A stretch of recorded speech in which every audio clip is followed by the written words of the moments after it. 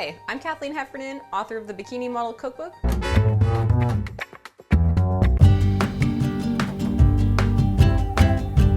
Today's recipe is a kale and feta cheese frittata. All you need is 24 cracked egg whites, and I'm going to show you how to do that. I already cracked 22 of them earlier.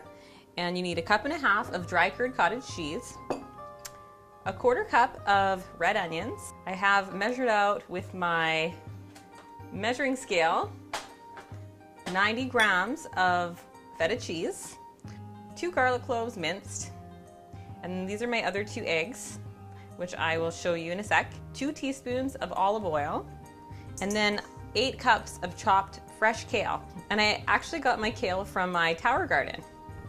And we're gonna need some cooking spray and also some fresh ground pepper to taste. Okay, so I'm gonna show you how to crack the eggs. So I got a little bit of egg yolk in it, and that's okay. It's just a couple extra grams of fat, nothing to worry about. But you just crack the egg and then shuffle it back and forth and get rid of the yolk. We'll put that in this little dish here.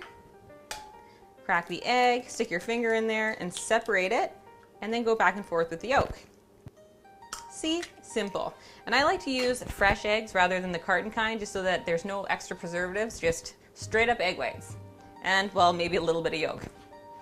So put the 24 egg whites in the blender, and then add 1.5 cups of the dry cured cottage cheese. All right, so you blend this up so it's nice and combined well.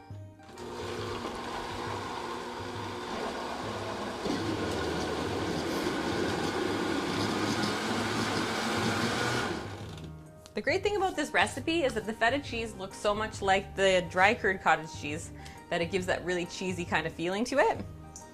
And a lot less calories, a lot more protein.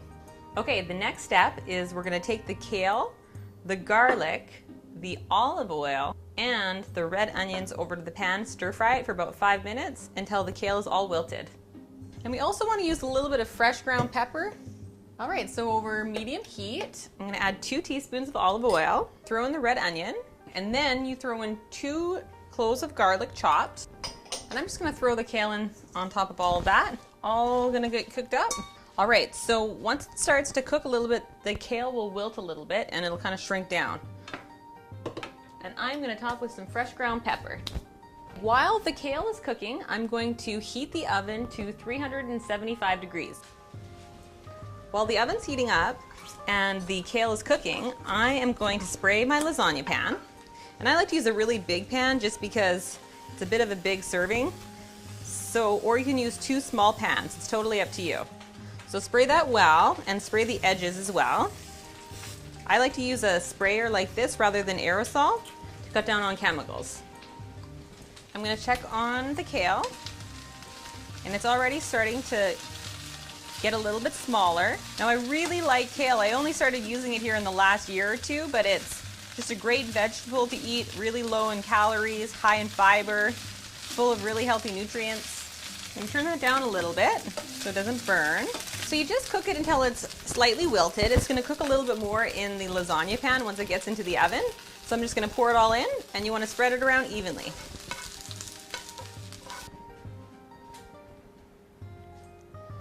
All right, once it's all spread out, then you might want to give your eggs and your dry cured cottage cheese another blend just to make sure it's all mixed through. So it's ready just to be evenly poured all over the top of the lasagna pan. And the great thing about the dry cured cottage cheese is it looks a lot like the feta cheese, and it has a lot less calories, low in fat, and full of really good quality protein. And then we're ready to top with feta cheese. Now the feta cheese is totally optional. If you're trying to cut calories and get a leaner look, then you might not want to use the feta cheese at all. And I have another option for that in the cookbook, but I'm going to use feta cheese for this demonstration. Just make sure that you get it evenly spread all over the top so that every serving has an equal amount. And when I'm measuring the cheese out, I use my measuring scale because it's kind of a higher fat item. So I put it on there and make sure I get the exact amount for this recipe. So we bake this dish at 375 for 25 to 30 minutes. It looks as if it's cooked all the way through, so it's perfect. Okay, so you can cut this recipe into 6 servings or however many servings you want to have out of this container, and top it with some fresh tomato salad or some fresh vegetables for an extra vegetable serving. And this is a brand new recipe from the Bikini Model Cookbook, not yet in the cookbook, and you can find it at my website at thebikinimodelcookbook.com. And for more great recipes, subscribe to my YouTube channel at Kathleen Heffernan. Thanks for watching.